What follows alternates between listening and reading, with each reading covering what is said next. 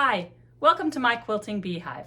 I'm Michelle and I'm here today to talk to you about cleaning your sewing machine. Last week I posted a post in Facebook showing that I cleaned out the bobbin area of my sewing machine, my Aria, and I showed the big pile of dirt that I pulled out of the bobbin area because I hadn't cleaned it in a little while, and I was like, oh, I should have cleaned it sooner. And when I posted the post, somebody said, I had no idea you were supposed to do that. And I was like, oh, definitely have to do that. So today I'm putting together a video showing you how to clean out the bobbin area of your machine. I'm going to show you on my travel machine, which is a Babylock Sofia, and I borrowed my mother-in-law's Viking Opal, so you can see two different machines, how to open them, and look inside to see where you should clean and some little tips and what I use to clean them out. I hope you find the video very useful. If you have other machines, always be sure to check your instruction manual for your machine on the best way to open up your machine and where to clean it out. Thanks. So first, I just want to show you that all machines are a little different.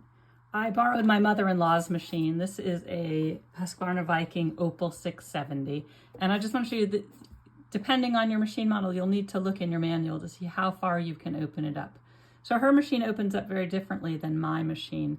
So first you're going to remove the cover from your bobbin case and take out your bobbin, get it out of the way. And then this machine, it actually will have to pry up. So it takes a little screwdriver and the top just pops up. It doesn't have any screws holding it down, and that comes right off. And then there's a plastic cover over the bobbin that just pops out, and then the bobbin case will pop out. That's as far as this one will open. You can't get in any deeper than that. You don't want to take out any more screws. And you'll just clean out your machine here. Her machine's already nice and clean, doesn't need anything cleaned out. But you'll see on my machine, it comes out apart very differently. So check your manual, see how far you're supposed to open yours up to see how much cleaning you can do in your machine. So now I'm going to show you how to take apart my machine, which is a Babylock Sofia.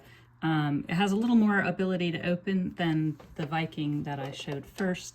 So we'll start by taking off the little tray. The front pops off. This just slides forward and it comes off. And I'm going to take out my bobbin and my bobbin case right here. And then this machine actually has two screws, so I can take off the back plate here. Which is nice because you can really get in there to clean it up. Now this machine is extra dirty. I took it with me. This is my travel machine. I bring it everywhere I go. Usually it's once a month to a quilter's night out, but I just went on a quilt retreat last week. I'm going to take the foot out of the way too, so it's not going to get in my way. My machine came with this. Is the screwdriver that came with the machine, but you can use any small screwdriver. I like this one because it does fit underneath the machine without having to go in at an angle or give me any trouble. So you just turn it around. And once I get the screws loose, I just use my fingers and spin them around.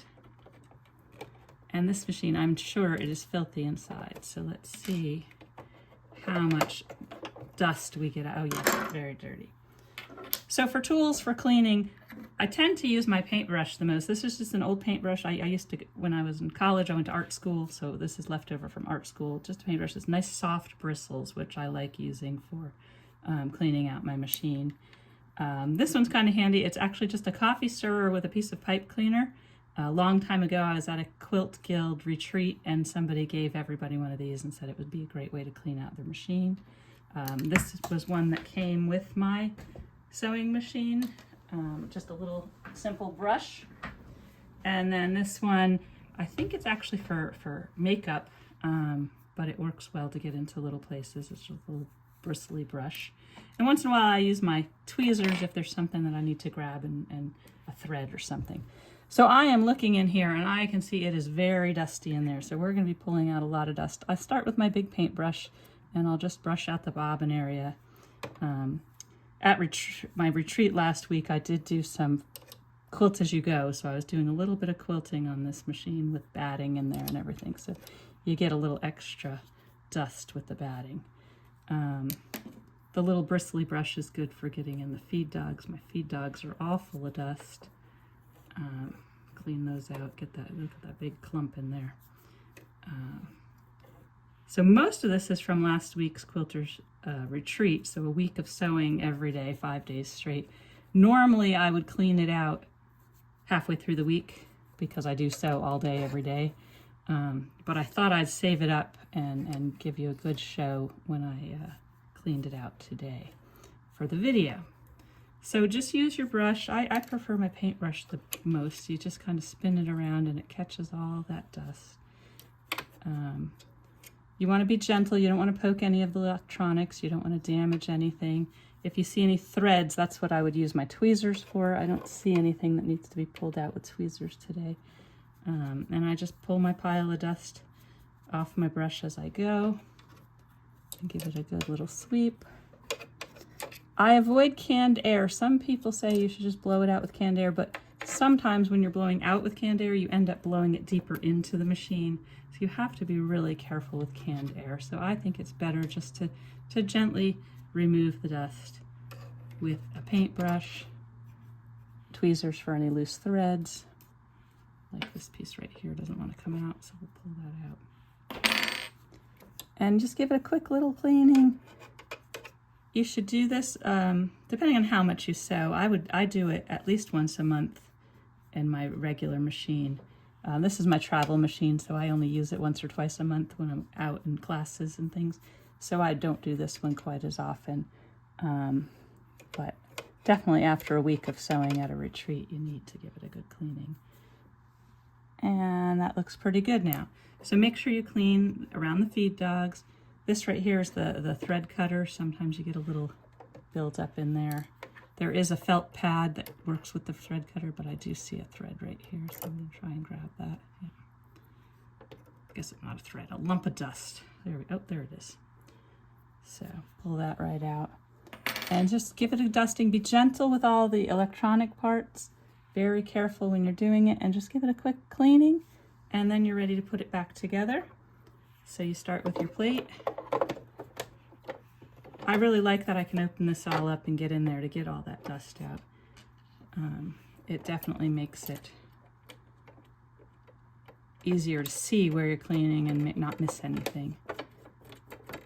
So I tighten the screws partway by hand, and then I'll pull out my little screwdriver tool and tighten it back up.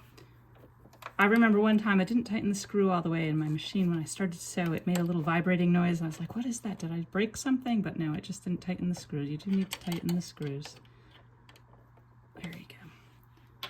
And then your bobbin case, you can give that a brush off or dusting if there's anything in it. Just a quick cleaning.